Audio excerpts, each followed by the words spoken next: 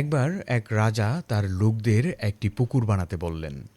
পুকুর বানানো শেষ হলে রাজ্যে ঘোষণা দেওয়া হলো সেদিন রাতেই তারা যেন তাদের বাড়ি থেকে প্রত্যেকেই এক গ্লাস করে দুধ নিয়ে এসে সেই পুকুরে ঢেলে দেয়। রাজা সকালবেলা তার রাজপ্রাসাদের বারান্দা থেকে দুধের পুকুর দেখতে চান।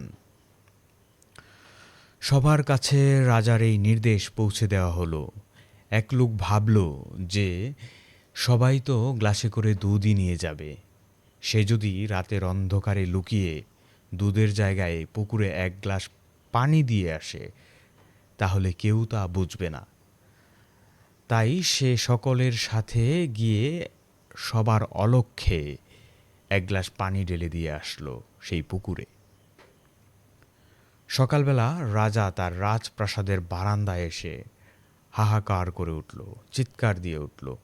তার স্বাদের পুকুর শুধু পানি দিয়ে ভর্তি ছিল, সেখানে এক ফোঁটাও দুধ ছিল না।